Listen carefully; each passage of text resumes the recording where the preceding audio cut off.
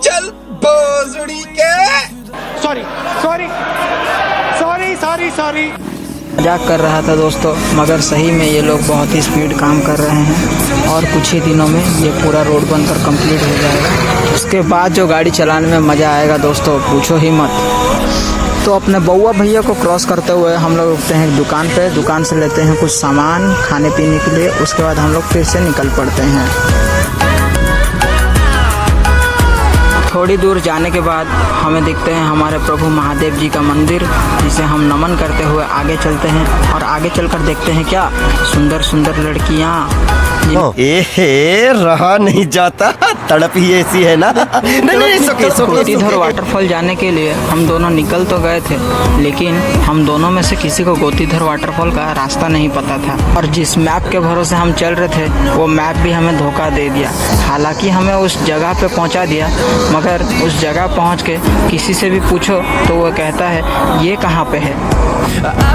आसपास हर जगह पता लगाने के बाद जब हमें कुछ भी नहीं मिला, तब हमें मिले एक चाचा जी, जिन्होंने बताया कि पास में ही एक डैम है। फिर हम जरा सी भी देर ना करते हुए सीधे निकल पड़े डैम की ओर।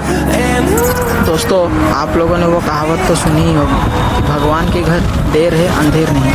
चाचा जी हमारे लिए भगवान से कम नहीं थे, जिन्होंने हमें डैम के बारे में बताया और रास्ता भी दिखाया। अगर कोई गोतीधर वाटरफॉल गया है तो मुझे कमेंट में ज़रूर बताना। फाइनली हम लोग पितामहल डैम पहुंच गए थे, जहां पे जो लोग कार से आते हैं उन लोगों को कार बाहर ही रखकर जाना पड़ता है, जैसे कि ये भैया लोग जा रहे हैं। और जो लोग बाइक लेके आते हैं वो लोग सीधे बाइक लेके अंदर जा सकते हैं, जैसे कि ये भैया लोग आ रहे हैं बाहर अंदर से। पहले शायद यहाँ एक पार्क भी हुआ करता था, शायद क्या पार्क था ही, बट अभी वो पार्क नहीं है, पूरा खंडर बन चुका है, पूरा जंगल बन चुका है। मैं आगे वीडियो में दिखाऊंगा मैं आप लोगों को पार्क का हालत। तो फाइनली हम लोग डैम के पास पहुंच चुके थे। ये रहा डैम का व्यू। ये शायद डैम के लोगों के लिए रुकने के लिए बनाया गया है। तो इस डाक बंगले को पीछे छोड़ हम चले गए डैम को नज़दीक से देखने के लिए, जानने के लिए।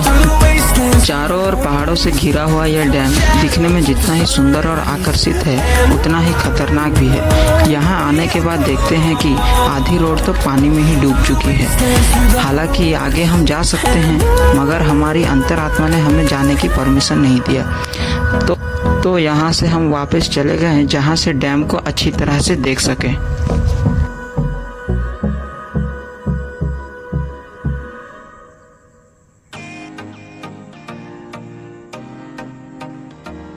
तो हम खुरापाती करने के चक्कर में अपने प्यारे चचा जी को पीछे छोड़ आगे निकल पड़ते हैं। आगे निकलते निकलते इतने आगे निकल गए कि हम अपने प्यारे चचा जी को पीछे ही भूल गए। फिर जब हम पीछे मुड़कर देखते हैं तो चचा जी अभी तक वहाँ से आए ही नहीं थे। फिर चचा जी को बुलाकर हम थोड़े से और आगे निकल पड़ते हैं। जब तक चचा जी हेलमेट लेकर आते हैं, तब तक हम थोड़ा डैम का व्यू लेते हैं। चारों ओर पहाड़ों से घिरा हुआ ये डैम, उफ, इसे छोड़कर घर जाने का मन ही नहीं कर रहा। लेकिन क्या करें, अगर घर नहीं गए तो दूसरे दिन घर वाले चप्पलों से कूटेंगे, और चप्पल की कुटाई हमें कतई पसंद नहीं, भले ही हम 2 बेलन ही क्यों ना खा लें। तो फाइनली चचा जी हमारे जो थे पधार चुके हैं। अब वो बताते हैं हमें, ये देखो इस तरफ है वो पार्क,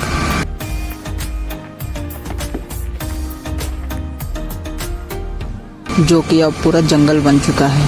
पार्क में दिखता है हमें एक बंदर मामा, जो सर पर हाथ लिए खड़े थे। बंदर मामा को हम पीछे छोड़ निकल पड़ते हैं डैम के नज़दीक में। डैम में हम भी जाकर थोड़े बंदर मामा की तरह हम भी उछलने लगे। हमें देखकर चचा जी के दिल में भी कुछ होने लगा, तो चचा जी भी चले गए। वो नज़दीक जाकर हाथ मुँह धोकर आ गए। उनके हाथ मुँह धोकर आने के बाद मैंने सोचा क्यों ना आज हम भी थोड़ा कैटवॉक कर ले। कैटवॉक करके देखते हैं कैसा लगता है। तो थोड़ा रेटिंग देना, कैसा लगा मेरा कैटवॉक।